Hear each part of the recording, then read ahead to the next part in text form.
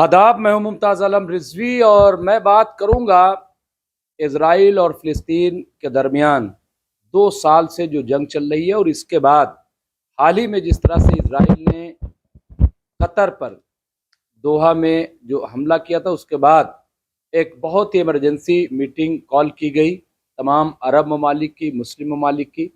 2 दिन की कॉन्फ्रेंस रही और उसमें कई तरह की तजवीज़ पेश की गई। मैं उन्हीं तमाम इशूज़ पर बात करूँगा। हमारे साथ मौजूद हैं सीनियर पॉलिटिकल एनालिस्ट और मिडल ईस्ट के माहिर एडवोकेट ए रहमान साहब। मैं उनसे बात करूँगा। रहमान साहब, आपका बहुत बहुत इस्तकबाल है, खैर मकदम है। आप देख रहे हैं पिछले 2 साल से मुसलसल जो नस्ल कुशी हो रही है। अभी यूएनओ ने भी कहा कि नहीं, ये तो नस्ल कुशी है, उसको बाकायदा मान लिया, दुनिया मान रही है। कैसे पहली नज़र में कैसे देखते हैं इस पूरे मंजरनामे को जो 2 साल से हो रहा है? देखिए, इसमें तो कोई शुबा रहा नहीं कि इसराइल ने मज़ालिम की हद कर दी है वहाँ पर। और ऐसा कोई बैनुल अक़वामी कानून या इंसानी असूल नहीं है जिसको पामाल ना किया हो इसराइल ने। और इस बात को अब तकरीबन पूरी दुनिया ने तस्लीम भी कर लिया है, बल्कि उसको फ्रांस और जैसे ममालिक ने भी रोग स्टेट, एक गुंडा मुजरिम रियासत करार दिया है इसराइल को। और बात का भी एतराफ़ किया है कि जो कुछ वहाँ गज़ा में हो रहा है वो नस्ल के अलावा उसे और कोई नाम नहीं दिया जा सकता। क्योंकि जहाँ देखिए, इमदादी मराकज़ पे रोटी लेने के लिए गए हुए बच्चों को स्नाइपर की गोली का शिकार होना पड़े, वहाँ जुल्म की क्या हद आप समझ सकते हैं कि होगी। और आहिस्ता आहिस्ता तमाम जो बैनुल-अक़वामी नज़रिया है वो इसराइल के खिलाफ होता चला जा रहा है, जिसका अब वो इजहार भी कर रहे हैं। जी बिल्कुल। और स्पेन भी अभी, वेस्टर्न वर्ल्ड सब ज़्यादातर नाराज़ हैं। लेकिन जो मुस्लिम वर्ल्ड है, जिस तरह से अभी ज़रूर कॉन्फ्रेंस की और उसके बारे में लोग ये कह रहे थे भाई इससे पहले भी OIC की मीटिंगें होती रही हैं, लेकिन वही नशिस्तन गुफ्तन खुर्दन बर्खास्तन, इसके अलावा कुछ नहीं होगा। लेकिन इस बार ये कि नाटो के तर्ज पर एक इस्लामिक फ़ौज बनाने की बात वहाँ पे आई। क्या लग रहा है आपको कि क्या इसमें कोई दम है या ये सिर्फ हवाई बातें हैं? वो सिर्फ एक मंदूब का एक मशवरा सा था, या यूँ कह लीजिए कि उन्होंने अपना ख्याल ज़ाहिर किया था कि अब जबकि हम एक इत्तेहादी प्लेटफॉर्म पर, मुत्तहिद प्लेटफॉर्म पर खड़े हैं, तो क्यों ना हम नेटो जैसी एक तंजीम बना लें। लेकिन मैं नहीं समझता कि अमली तौर पर ऐसा होना मुमकिन है। अव्वल तो आप ये देखिए कि ये इतनी बड़ी कॉन्फ्रेंस की गई जिसकी तरफ पूरी दुनिया की निगाहें लगी हुई थी, खुसूसन दुनिया भर के मुसलमानों की निगाहें लगी हुई थी। और ये समझा जा रहा था कि पहली मरतबा सारे के सारे तकरीबन 57 ममालिक एक साथ आए और शायद इसका कोई नतीजा निकले, मगर मुस्बत या मनफी क्या, कोई नतीजा ही नहीं निकला। मजम्मत करके ख़त्म कर दिया गया। वो मजम्मत तो ये लोग अपने घर में बैठ कर भी कर सकते थे, कोई लाया अमल सामने नहीं आया। कोई ठोस किस्म की तजवीज़ किसी तरफ से पेश नहीं की गई, सिवाय इस एक तजवीज़ के जो आपने कहा कि वो मिस्र की तरफ से जो। जी जी। और लेकिन दो बातें हैं। देखिए, नाटो जब बनी थी, नाटो का पस मंज़र ये है कि जंग अजीम के बाद इन तमाम ममालिक को एहसास हुआ कि हम फ़र्क कायम रब्त मिल्लत से है, तनहा कुछ नहीं। तनहा छोटे छोटे ममालिक हैं इतने सारे, इनको कोई भी ज़ेर कर सकता है। ख़ासतौर पर रूस से सबसे बड़ा ख़तरा समझा गया था उस वक्त। तो उस ख़तरे को मद्देनज़र रखते हुए इस तंजीम का खाका खींचा गया और ये treaty sign, north Atlantic treaty जिसको कहते हैं। और लेकिन देखिए, अब इसमें एक चीज़ समझ लीजिए, बज़ाहिर वो मंसूबा या मशवरा बहुत अच्छा था। नेटो की तमाम इस्लामी ममालिक मिलकर या तमाम नहीं तो बेशतर इस्लामी ममालिक मिलकर नेटो जैसी तंजीम बना लें, इससे अच्छी क्या बात हो सकती है। लेकिन उसकी जो रूह थी, नेटो जब बनाया गया 1949 में, उसकी रूह थी कि हम जितने अराकीन ममालिक हैं उनमें से किसी पर भी अगर हमला होगा तो वो पूरे इत्तेहाद पर हमला तस्वीर किया जाएगा और तमाम मेंबर कंट्रीज जो अरकान ममालिक हैं मिलकर उस हमले का मुकाबला करेंगे और उसका जवाब देंगे। ये रूह थी, स्पिरिट थी उस तंजीम की। वो चीज़ यहाँ इस्लामी ममालिक में इसलिए मुमकिन नज़र नहीं आती है कि आप याद कीजिए 2020 में एक मुआहदा हुआ जिसको अब्राहम अकॉर्ड कहा जाता है, जो लेकिन वो 2020 में हुआ, सितंबर 2020 में हुआ था, लेकिन उसका पस मंज़र यह है कि कमोबेश 10-15 साल से इसराइल के साथ हनीमून मनाया जा रहा था, खुसूसन यूएई की तरफ से। यूएई के बहुत अच्छे ताल्लुकात रहे और अंदर अंदर ये चीज़ चलती रही और बहरीन जो एक बहुत छोटी सी इकाई है, मामूली सी, उसने यूएई के मशवरे पर, यानी उसने भी अपने वजूद की हिफाजत कह लीजिए देखते हुए, इसमें फ़ायदा देखते हुए अब्राहम अकॉर्ड दस्तखत किए। लेकिन वो 10-15 साल की मेहनत का नतीजा था उनकी, और यूएई, इसराइल और बहरीन, तो वो पूरा का पूरा जो अमल था और वो मुआहदा जिस पर दस्तखत किए गए, उसमें सिर्फ अपने ज़ाती मफाद को तीनों स्टेट ने मद्देनज़र रखा था। उसमें ना तो इसराइल के किसी रोल की मजम्मत थी, ना उसमें फ़िलिस्तीन को छोड़कर जाने से मशरूत था वो, इसराइल फ़िलिस्तीन को छोड़ दे तो हम आपसे ताल्लुकात बहुत अच्छे, ऐसा कुछ नहीं था। वो सिर्फ जियो पॉलिटिक्स की एक मिसाल है, खित्ते की और अपनी खुद की खैरियत, तहफ़्फ़ुज़ और फ़ायदा, ये मद्देनज़र रखते हुए वो अब्राहम अकॉर्ड किया गया था। अब उसकी क्या अहमियत रह गई है या नहीं है, इससे बहस नहीं है, लेकिन अगर इस कॉन्फ्रेंस में ये जो हुई जिसका आप जिक्र कर रहे हैं, कोई ठोस तजवीज़ ऐसी सामने लाई जाती कि जिससे इसराइल की ये बहीमियत रोकी जा सके, ये जुल्म जो पूरी दुनिया देख रही है, तस्लीम कर रही है, उसका एतराफ़ कर रही है, लेकिन कोई कुछ कर क्यों नहीं रहा, जबकि अमेरिका तक ने उसकी मजम्मत कर दी है। तो सवाल यह है कि किसी भी तरफ से ऐसा कोई मशवरा क्यों नहीं सामने लाया गया या आया कि भाई अब इसको रोकने की भी कोई तरकीब कीजिए। लोग ये समझे कि मुस्लिम मालिक ने पहल की है, बड़ी अच्छी पहल की है, और अब देखिए क्या होता है। नहीं तो कतर पे हमला हो गया, और जाहिर सी बात है कतर के बारे में कहा जाता है कि अमीर तरीन मुल्क है, सिक्योरिटी के मामले में बहुत इम्पोर्टेंट है, लेकिन इस तरह से हमला हो जाना और उसके बाद भी खामोशी, ये किसके, क्या ये अमेरिका का दबाव है, किसका दबाव क्या है, डर किस बात का है? के पीछे वजह सिर्फ और सिर्फ जियोपॉलिटिक्स है, क्योंकि देखिए हर मुल्क ने अपने खित्ते में अपने पड़ोसियों के साथ या अपने पार्टनर्स के साथ या किसी भी तरीके से जो उनके दोस्त मालिक हैं उनके साथ वो चीज़ बना रखी है जिसको अंग्रेजी में कंफर्ट जोन कहते हैं, जो वहाँ जिस कंफर्ट जोन में वो बहुत आराम से और मुतमईन ज़िंदगी गुजार रहे हैं, और वो उस कंफर्ट जोन में किसी भी तरह का डिस्टर्बेंस पसंद नहीं करते, इसमें किसी भी तरह की कोई खराबी आए, रखना आए। वही जियोपॉलिटिक्स वाली बात है, हर शख्स अपने खित्ते को, हर मुल्क जो है वो अपने ज़ाती मफादात को देखकर, स्टेट इंटरेस्ट जिसको कहते हैं, अपने स्टेट इंटरेस्ट को देखकर पॉलिसी वज़ा कर रहा है। तो अगर स्टेट इंटरेस्ट को सामने रखा जाए तो फिर ये जो नेटो जैसी तंजीम है, जो एक इज्तिमाई तहफ़्फ़ुज़ की तंजीम थी, इज्तिमाई तहफ़्फ़ुज़ का पहली मरतबा तसव्वुर ही नेटो के जरिए दुनिया के सामने आया दूसरी जंग अज़ीम के बाद, तो उसकी रूह को समझकर अगर किसी भी तरह का उसमें कोई इक़दाम कर लिए जाते तो बहुत मुस्बत नताइज बरामद होने की तवक्को थी, वरना ये इस मजम्मत से कोई नतीजा तो नहीं, आगे के लिए भी कोई लाया अमल या कोई चीज़ तय नहीं की गई। नहीं कह रहे हैं कि अब कतर जो है वो चीन से बात चल रही है, और सब पूरा जी, और ईरान भी मिसाइलें देने के लिए कहा है, तो ये बदलाव, अच्छा क्या आपको नहीं लग रहा है कि पहले में अब में काफी बदलाव आ रहा है, थोड़ा कुछ बोलने तो लगे, पहले तो बोलते भी नहीं थे। बदलाव इस हद तक जरूर आ रहा है कि अब खुद पर इल्ज़ाम लेना कोई पसंद नहीं करता, और अब सूरत हाल यहाँ तक पहुँच चुकी है कि अब कतर पे हमले के बाद अगर किसी तरफ से किसी तरह का रद्दअमल ना आता तो किस कदर लानत बरसती, लानत दी जाती मुस्लिम मालिक को या उन तमाम मालिक को जो अब तक फिलिस्तीन के हक़ में शोर गौगा करते रहे हैं। और आप ये मत भूलिए, दरअसल ये बड़ा पेचीदा मसला है। अंग्रेजी में एक मुहावरा है कि अगर कोई तनाज़ा बहुत तवालत अख्तियार कर जाए तो समझ लीजिए कि दोनों फरीक गलती पर हैं। वरना कोई ना कोई नुक्ता, कोई ना कोई स्टेज, कोई ना कोई मरहला ऐसा आता ज़रूर है जहाँ कुछ मुफाहमत की या किसी तरह के कंप्रोमाइज़ की कोई ना कोई सूरत निकलती है। लेकिन यहाँ क्यों नहीं निकल रही सूरत?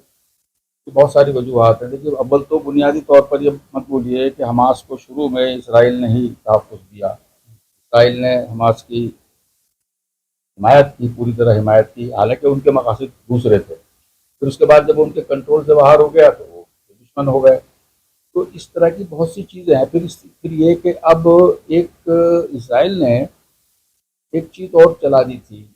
एक दुनिया भर में, दुनिया भर को ये एहसास कराने की कोशिश शुरू कर दी थी कि भाई ये फ़िलिस्तीनी जो हैं ये तो नहायत खुदसर हैं और ये किसी की नहीं सुनते, ये दुनिया की भी नहीं सुनते। इसीलिए बड़े अजीब-ओ-गरीब किस्म के मशवरे और बड़े अजीब-ओ-गरीब किस्म के लेकिन लेकिन रहमान साहब वो बिल्कुल सही कह रहे हैं, लेकिन अब तो बेनकाब हो गए। देखिए, इजराइल जो साजिशें करता था, जिस तरह से प्रोपगंडा करता था और अपने आप को मजलूम कहता था कि हम तो मुस्लिम देशों से घिरे हुए हैं, ये सब चीज़ें, लेकिन अब वो तो बेनकाब हो गया। जिस तरह से बेगुनाहों को मारा, भाई ठीक है हमास से आपका था तो हमास को मारते, लेकिन वहाँ जिस तरह से बिल्डिंगों का गिराना और उस पर कब्जा जी, जी, करना जी। और तो अब तो वो बेनकाब हो गया। ये हिरासानी की सियासत अपनाई, हिकमत अमली अपनाई इसराइल ने कि इन लोगों को इतना परेशान कर दो, इतना हिरासा कर दो कि यहाँ से भागने पर मजबूर हो जाएं। लेकिन ज़ाहिर है उन्होंने अपना मौक़िफ़ वाज़ेह कर दिया कि हम तो यहीं मरेंगे, जाएंगे नहीं। जाएंगे नहीं हम्म, किसी कीमत पर। तो अब दुनिया की भी ये कहने की हिम्मत नहीं हो रही, वरना कई ममालिक ने ये भी कह दिया था कि भाई हम इनको सब फ़िलिस्तीनियों को रखने को तैयार हैं, उनको जगह और सब कुछ देने को तैयार हैं। लेकिन ज़ाहिर है वो बड़ी अहमकाना बात थी, क्योंकि ये बैनुल अक़वामी कानून के खिलाफ है। वही मैं कहने जा रहा हूँ। बैनुल अक़वामी कानून इसकी इजाज़त ही नहीं देता।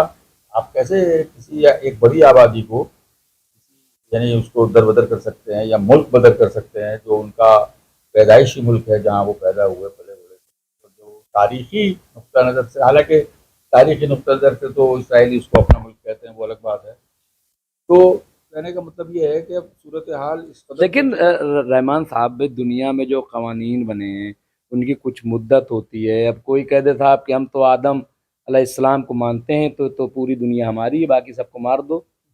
भाई अगर मुसलमान को ये कह लेंगे साहब, मुसलमान तो कहते हैं हजरत आदम अलैहिस्सलाम जो है वो हमारे हैं जी, पहले, जी। अव्वल।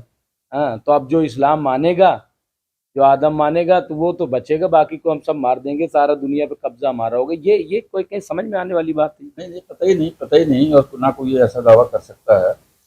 लेकिन ये है कि अब तक अमेरिका की पुष्टपनाही हासिल होने की वजह से इसराइल ने जो कुछ किया और खुले बंदों किया और बड़ी बेशर्मी के साथ किया, धड़ल्ले से किया। लेकिन क्या आपको नहीं लगता कि ये सारा कुछ जो है वो मिडिल ईस्ट पे कब्जा करना या अरब ममालिक पे सब पूरा कंट्रोल करने की पॉलिटिक्स नहीं है, और उसमें इसराइल जो है वो एक तरीके का उनका मिलिट्री अड्डा, मुल्क क्या कह लें, मिलिट्री अड्डा टाइप का है कि जो कंट्रोल करता है? क्योंकि कल ही अभी कहा है मार्को रूबियो ने कि सबसे अच्छा इलाई हमारा सिर्फ इसराइल है, जिस पे हम भरोसा कर सकते हैं, बाकी किसी को माना ही नहीं। भाई, ये तो आज की बात नहीं, ये तो बहुत अरसे से दुनिया देख रही है, जानती है कि अमेरिका और रूस हम्म, इस हद तक, इनके अमेरिका के ख़ास तौर पर जो मंसूबे थे कि अमेरिका में तेल ख़त्म हो गया है, कि तेल के जो इलाके हैं, ऑयल रिच एरियाज़ जो हैं, यहाँ हमारा तसल्लुत हो। आप वहाँ से चलिए, इराक से भी पहले इन्होंने जब वो, अरे नाम लीजिए, इराक से पहले किसको इन्होंने हार दिया था, लीबिया। लीबिया। लीबिया में जो कुछ किया वो क्या सियासत थी, लीबिया के बाद इराक में जो कुछ किया वो क्या सियासत थी, और कितना बचकाना बहाना किया गया उस सिलसिले में। अफगानिस्तान किया। अफगानिस्तान किया। तो ये तो चल ही रहा है और ये ज़बरदस्त का ठेंगा सर पर है, पावर है उसके पास। लेकिन अब दो बातें हैं। एक डेवलपमेंट मत भूलिए कि चीन ने जिस तरीके से खुद को मनवाया है, आज अमेरिका पूरी दुनिया में अगर किसी से डरता है तो वो चीन है। 3 मिनटों में किसी भी तरह, कम से कम माशी तौर पर ज़रूर बर्बाद कर सकता है अमेरिका को। और ये जो तमाम ये टैरिफ वगैरह की सियासत ट्रंप ने चलाई थी, सर पर्दा यही एक डर है, खौफ है कि चीन को ट्रेड के मैदान में किसी तरह से इस तरह शिकस्त दी जाए, या ये कि हमारा ट्रेड किसी भी तरह से मुतासिर ना हो बगैर। खैर वो बात दूसरी है और बहुत तवील हो जाएगी। लेकिन ये कि चीन अब जिस तरीके से सामने आया है, और उसका सबूत ये भी है कि अभी मालिक ने जिस तरह चीन और तुर्की को अपने साथ लाने की, तुर्की को भी, जबकि तुर्की और ईरान को लोग दुश्मन समझते थे अपना, अब तक तो जो फीलिंग रही है उनकी, लेकिन अब वो आज तुर्की का नाम तो ले दिया, कल वो ईरान का भी नाम ले देंगे, क्योंकि ईरान सबसे बड़ी ताकत है कौन? उस खत्ते में, ये यूएई वगैरह। और नहीं नहीं, अब तो सब मीटिंगें हुई। कल भी जो आयतुल्ला खामनाई के जो जी लारीजानी जी जो है जी वो कल मुलाकात की जी बाकायदा। अब जी तो वही, लेकिन ऑफिशियली जिस तरह इन्होंने तुर्की और चीन का नाम लिया है, अब वो ईरान का भी नाम सामने तुर्की और चीन के साथ जोड़कर लाएंगे, आज नहीं तो कल आप देख लीजिएगा, क्योंकि उन्होंने इस बात को रियलाइज कर लिया है पूरी तरीके से कि ये अमेरिका खुद भी कहता है। देखिए, अमेरिका की बात पर भरोसा नहीं किया जा सकता, पाव लाख मरम्मत करे इसराइल की, और उसने भी की है, दायरा तो की है, लेकिन उसी अमेरिका का ही है सब कुछ, लेकिन सब कहाँ जानते से हैं। आ रहा है हथियार, हाँ। किन हथियारों से लड़ रहा है इसराइल, बताइए आप। वो हथियार कहाँ से आ रहे हैं, कहाँ से आ रहा है पैसा, और कतर पे किसका दबाव है? मीटिंग के दौरान मार्को रूबियो मुसलसल जो वहां बैठे हुए थे, और वो वहां के बाद कतर से वो सीधा नेतन्याहू के पास गए। तो ये सिचुएशन, ये सूरत हाल ऐसी है कि इसमें सचमुच मुस्लिम मालिक को सब जोड़कर बैठकर और कोई ठोस फैसला करना चाहिए, ठोस अमल बनाना चाहिए, वरना बहुत नुकसान होने का अंदेशा है। और नहीं, लेकिन ये 2 साल क्या, अब जैसे आईडीएफ के अफसरान भी कह रहे हैं, जो मोसाद के लोग हैं वो भी, शिनबेट सब, भाई 2 साल का तो पता ही नहीं था कि 2 साल तक हमें लड़ना पड़ेगा। और अब ये भी कि कब तक लड़ना पड़ेगा, क्योंकि क्या आपको लग रहा है कि आसान है गाजा पे कब्जा कर लेना? मान लीजिए कर भी लें तो क्या ये जंग रुक जाएगी या हमले रुक जाएंगे? क्योंकि हमास जो है अभी भी लड़ रही वहाँ पे, जी जी बाकायदा रॉकेट कल भी फायर किए वेस्ट बैंक से, आप समझ। उनका जो अज़्म मुसम्मम है वो साबित हो चुका है दुनिया पर, और अब जब उन्होंने ऑफिशियली कह दिया कि कुछ भी हो जाए हम किसी भी दबाव में आकर छोड़ेंगे नहीं, यहीं रहेंगे, यहीं रहे हैं, यहीं मरेंगे, बात है, तो उनको इस बात का भी एहसास हो गया। क्योंकि देखिए, एक तरफ ये जो कुछ भी मजालिम इसराइल ढा रहा है, उसके साथ साथ आप ये भी मत भूलिए कि इन पिछले 2 सालों में इसराइल ने और क्या किया है, कुछ भी नहीं कर सका। तो सारा वक्त जो है वो इस जंग पर और एयर स्ट्राइक की बस, इसराइल की बस जमीन की सतह पर तो आप भी मेरे ख्याल से।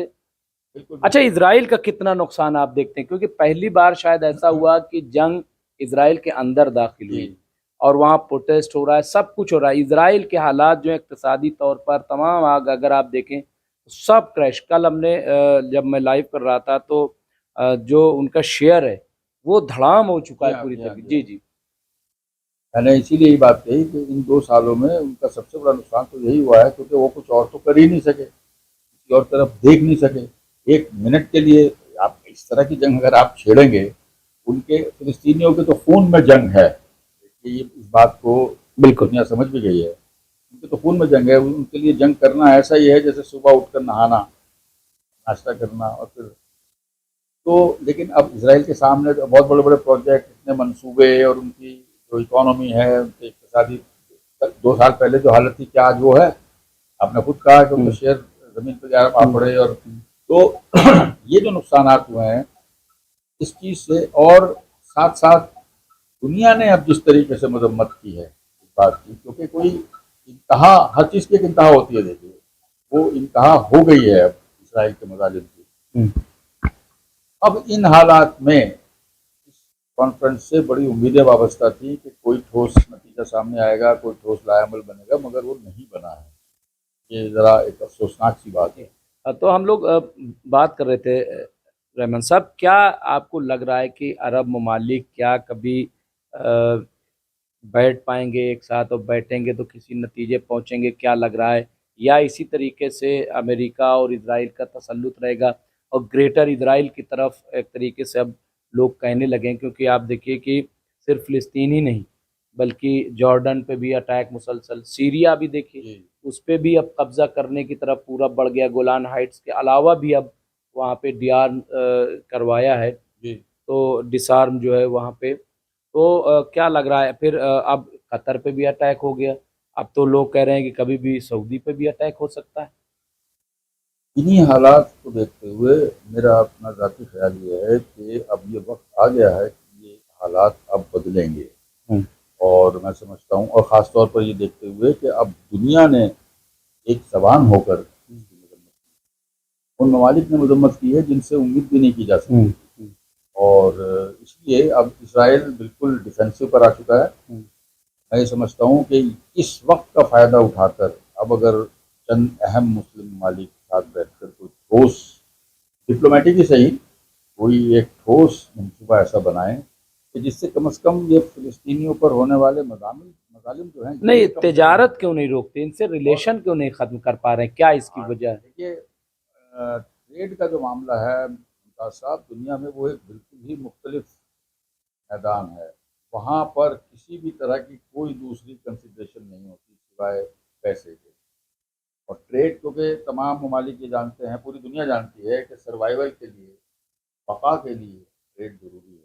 उसके बगैर सर्वाइव नहीं कर सकता कोई मुल्क, बाकी नहीं रह सकता, तो कोई वजूद नहीं रहता जिसका ट्रेड। अब चंद नुकसानात छोटे मोटे हुए अमेरिका को, और आप देखिए वो, लेकिन स्पेन ने मना कर दिया, वो फ्रांस जो है वो स्टैंड ले रहा है। नहीं और नहीं, वो मैं इन्हीं इन्हीं चीज़ों की बिना पर कह रहा हूँ, इन्हीं बातों की, कि दुनिया ने जिस तरीके से जी बिल्कुल। रद्दमल पेश किया है, उस रद्दमल को देखते हुए इस वक्त बहुत अच्छा वक्त है कि कोई मामले में ऐसी पेशरफ्त हो जिसका कोई नतीजा निकले। अब तक नतीजा तो कोई, अभी बड़ा अफसोस हुआ है तो इस कॉन्फ्रेंस का नतीजा कोई बरामद नहीं हुआ।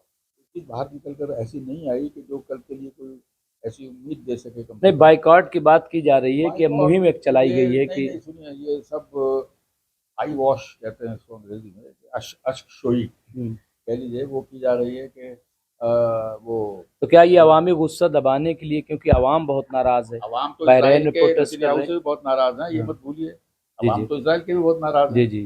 लेकिन जहाँ तक मुस्लिम मालिक का ताल्लुक है, ये इस तरह की अश्क की गई है कि नज़र नीची न हो दुनिया के सामने। नहीं तो और इससे इससे तो और लोग हंस रहे हैं फिर। अब्राहम अकॉर्ड, नहीं नहीं, इससे तो और लोग हंस रहे हाँ, हैं तो फिर रहमान साहब, कह तो रहे हैं ये तो वही हुआ कि इससे क्या फायदा, ये तो मैंने कहा ना कि चूहों की सभा की टाइप का हो गया, हाँ, लोग कह रहे हैं। कि मजम्मत तो घर बैठ के भी की जा हाँ, सकती थी, और मजम्मत तो हर आदमी कर नहीं ही लेता लेकिन है बड़ी क्या आसानी क्या से। ऐसा भी हो सकता है कि बहुत सारी चीजें तय हो जाती हैं और धीरे धीरे सामने आती हैं, नहीं, ये इतनी बड़ी क्योंकि कोई, अमेरिका से बिल्कुल अभी आमने सामने हो जाना ये भी मतलब। लेकिन इतनी बड़ी कॉन्फ्रेंस में मैं नहीं समझता कि कोई राजदाराना तरीके से कोई फैसला कर लिया गया होगा, या ऐसा कोई कॉन्फिडेंशियल मनसूबा बन गया होगा। ऐसा तो कुछ नहीं हुआ है, और कॉन्फिडेंशियल मनसूबा बनाने की कोई ज़रूरत भी नहीं थी। वो ज़रूरत उस वक्त होती है जब दुनिया की मुखालफत का अंदेशा हो। यहाँ ऐसा तो कोई अंदेशा नहीं था, पूरी दुनिया बुरा भला कह रही है इसराइल को, पूरी दुनिया मजम्मत कर रही है उसकी पॉलिसियों की। तो खुलकर होता जो कुछ होता।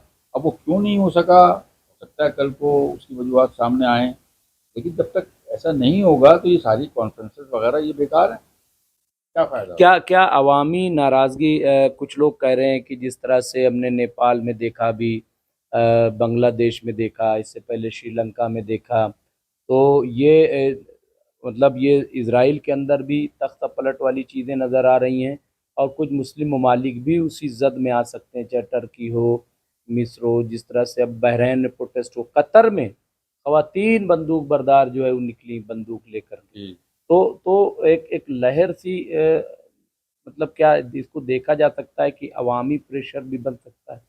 देखिए अवामी प्रेशर यूएई में तो मैं नहीं समझता कि किसी तरह का बना है अभी तक। आगे बन जाए तो मैं कह नहीं सकता। उसकी वजह यह है कि वहाँ यूएई में 85% तो गैर ममालिक के लोग, गैर मुल्की हैं जो काम करते हैं, जो रहते हैं वहाँ। और वहाँ की जो माशियात है, जो इक़्तिसादियात है, और जितनी तेज़ी से वो तरक्की कर रही है कि आज यूएई जो है पूरी दुनिया का एक इक़्तिसादी हब बन गया है, एक महवर बन गया है इक़्तिसादियात का। और पूरी दुनिया से वहाँ, यानी एक तरफ अगर चाइना है तो रूस भी है, अमेरिका है तो इंग्लैंड भी है। जिस तरीके से वहाँ इन्वेस्टमेंट हो रहा है और डेवलपमेंट हो रहा है, उसको देखते हुए इतना ही उन्होंने किया तो बहुत किया। और जब 2020 में वो अब्राहम अकॉर्ड वगैरह किया था, और ये मत भूलिए कि जीसीसी भी एक चीज़ है, जीसीसी तो थी अभी। जी, जिसमें ये भी तमाम शामिल, कुवैत वगैरह ये सब हैं, ओमान, और तो उनकी तरफ से कोई एक मुत्तहदा अलग से आ सकता था। अच्छा, अब अगर इसको किसी मुस्बत नज़रिए से देखा जाए तो मैं इतना ज़रूर कह सकता हूँ कि ये एक अच्छी बिगिनिंग हो गई, एक अच्छी इब्तिदा हो गई कि पहली बार इसमें तकरीबन तमाम मुस्लिम और इस्लामी ममालिक साथ बैठ गए। पहली बार ऐसा हुआ है, तो इसको एक अच्छी इब्तिदा समझ लीजिए। और हो सकता है ये पहली मर्तबा ऐसा होने की वजह से, और इसमें वो ममालिक भी शामिल हैं जो अब तक एक दूसरे के रकीब रहे हैं बाज़ मामलात में, वो भी शामिल थे, तो शायद वो किसी हद तक कंफ्यूज हों, कोई वाज़ेह पॉलिसी उनके ज़हन में ना हो, लेकिन अब बने पॉलिसी वक़्त लगता है। तो उम्मीद तो यही है कि अगर ये अच्छी इब्तिदा है तो नितिन याहू के बारे में क्या ख्याल है, क्या हश्र होगा इनका? क्योंकि जो नेतन्याहू काम तो किया है वो तो बहुत ही जालिमाना, बहुत कुछ जी, लोग जी, जो है वो अभी तो टर्की ने भी कहा कि ये तो हिटलर वाले हैं, कई लोगों ने और इनको टेररिस्ट कहा, और इस तरह जी, से जी, जी। इंटरनेशनल क्रिमिनल कोर्ट ने भी वारंट जारी किया, अब यूएनओ ने भी कह दिया, तो होगा क्या इनका? नहीं, अब होगा ये कि अगर ये अब इस सबको भी पार कर ले किसी तरह, यानी निहायत मगरूर, खुदसर और खुद उसके अवाम उसके खिलाफ हैं। आप ये देखिए, अब नेतन्याहू के खिलाफ इसराइल के अवाम सड़कों पर उतर आए। अब इससे बिल्कुल। बड़ी क्या मिसाल हो सकती है? तो नतीजा ये है कि अब वो सवाल की जद में है नेतन्याहू, कुछ ना कुछ होगा ज़रूर, और क्योंकि उसकी पॉलिसी से अमेरिका भी खुश नहीं है। खुश नहीं है, क्या बल्कि नाराज़गी का इजहार भी कर दिया है। लेकिन कह रहे वो तो ड्रामा करता है, क्योंकि अमेरिका ही तो चाहता है कि ये गाजा खाली हो। अमेरिका का देखिए, इस वक्त अमेरिका ड्रामा करने की पोजीशन में अब है नहीं ज़्यादा, क्योंकि उसको कई महाज पर जंग लड़नी पड़ रही है, ख़ासतौर पर इक़्तिसादी जंग, ट्रेड की जंग और डिप्लोमेसी की भी जंग। क्योंकि अभी आपने पढ़ा होगा कि ओबामा ने कहा है कि भाई ट्रंप ने डिवाइड कर दिया इंडिया, यूएस को, यानी मुल्क को डिवाइड कर दिया उसने, दो टुकड़ों में तकसीम कर दिया। प्रो ट्रंप लोग हैं और एंटी ट्रंप लोग हैं। की जो पॉलिसीज हैं, और खुद जो बहुत ज़्यादा प्रो ट्रंप लोग भी हैं, फैसिस्ट नज़रिए के लोग हैं अमेरिका में, वो भी अब क्रिटिसाइज कर रहे हैं, वो रिपब्लिकन में कह रहे हैं कि दो हिस्से हो रहे हैं। ओबामा ने कहा है, ओबामा ने कहा है कि अमेरिका के दो टुकड़े कर दिए इस आदमी ने। तो जो प्रो ट्रंप लोग हैं, ट्रंप के हिमायती जो रहे हैं अब तक, उनमें से बहुत से ऐसे लोग हैं जो अब ट्रंप की मुखालफत करने पर उतर आए हैं बास पॉलिसीज के सिलसिले में। जैसे ये टैरिफ को ही ले लीजिए, इस मामले में कितनी मुखालफत अंदरूनी तौर पर हुई, लेकिन वो भी एक खुदसर किस्म का आदमी है, और खुदसर आदमी अमूमन बेअक्ली की बात करता है। उसके सामने सिर्फ ये होता है कि जो मैंने कहा है बस वो होना चाहिए, वो चीज़ ज़्यादा दिन तक चलती नहीं है। क्या क्या होगा, क्या आखिरी में आपसे इस सवाल की, जो कहाँ पे जाके ये कत्लेआम रुकेगा, या इसका देखिए, क्या? मैं समझता हूँ कत्ले आम तो अब जल्द रुक जाना चाहिए, और इतनी बुरी हालत जो अब तक रही वो तो अब नहीं होगी, दुनिया नहीं होने देगी। बहरहाल वर्ल्ड ओपिनियन एक चीज़ है और उसका प्रेशर एक चीज़ है, और वो एक आम आदमी ही तो है नेतन्याहू। वो है क्या? उसके पीछे अगर कुछ पॉलिसीज ना हो बाद मालिक की, खुसूसन अमरीका की, तो वो शख्स खुद खुद क्या है? सही। तो वो उसमें तो तखफीफ होगी, यकीनन होगी। और एक न एक दिन कोई ऐसा रास्ता, अब जब दुनिया ने इस तरीके की दिलचस्पी का उसमें इजहार किया है और उससे इतना हमदर्दाना नज़रिया और रवैया सामने आया है, तो कोई ना कोई ऐसा बीच का रास्ता निकाला ज़रूर जाएगा कि ये मुस्तकिल तौर पर थम जाए ये जुल्म, और डिप्लोमेटिक चैनल्स के ज़रिए वो जो भी बात हो। फिलिस्तीन क्या बन पाएगा आज़ाद एक रियासत? क्या देखिए, लग रहा है मुमकिन, फिलिस्तीन जो? सब कुछ मुमकिन है। जब इसराइल बन सकता है, फिर भी बन सकता है। इसराइल भी तो इस तरह से बना था, तो फिलिस्तीन तो था ही। तो पहले से ही मौजूद था। हाँ तो जो आप ज़हन में रख के बात कर रहे हाँ हैं, हाँ, मैं वो भी उतना ही मुमकिन है। जैसे ये हुआ, ये भी होगा, और होगा, फिलिस्तीन आज़ाद होगा। बिल्कुल होगा। क्योंकि इतनी तवील जद्दोजहद के बाद नतीजा जो निकलता है, ये पूरी दुनिया दुनिया की पूरी तारीख भरी पड़ी है ऐसी मिसालों से, वो फिर मुस्बत ही होता है नतीजा। मतलब अगर ये तुलानी, ये एक तरीके फिर ये मान लें कि स्ट्रेटेजिक वार में हमास एक तरीके से जीत ही रहा है, फिलिस्तीन जीत रहा है। डिप्लोमेटिक वॉर में तो बिल्कुल बिल्कुल जीत रहा है, और डिप्लोमेटिक वॉर में सबसे बड़ी शिकस्त क्योंकि तो मामला तो डिप्लोमेटिक ही था ना। सवाल ये कि दुनिया राजी ना होती तो मुल्क बना के करते क्या? जी, जी, बिल्कुल। डिप्लोमेटिक तो जी। और उस डिप्लोमेसी को अगर सामने आप रखें तो देखेंगे अब ये बहुत बड़ी शिकस्त हुई है इसराइल की। क्योंकि जब आपकी किसी पॉलिसी पर या आपके किसी अमल पर पूरी दुनिया से लानतान होने लगे, तो जाहिर है वो शिकस्ती समझी जाएगी। और ये बात खुद अभी कल नेतन्याहू ने कहा कि हम अलग थलग हो गए। अलग थलग हो गए हैं हम। जी। मार्जिनलाइज कर दी जी, है जी। वगैरह। तो ये तो एतराफ़ शिकस्त ही हुआ। जी, ये हार का एक तरीके से एतराफ़ ही है। जी। तो चलिए, बहुत बहुत शुक्रिया रहमान साहब आपका। तो ये थे हमारे साथ एडवोकेट रहमान साहब, जो मिडिल ईस्ट और ख़ास तौर से इजराइल और फ़लस्तीन के मसले पर बातचीत कर रहे थे। फिर हम हाजिर होंगे किसी बड़ी शख्सियत के साथ। देखते रहिए एमएमसी न्यूज़ इंडिया। बहुत बहुत शुक्रिया।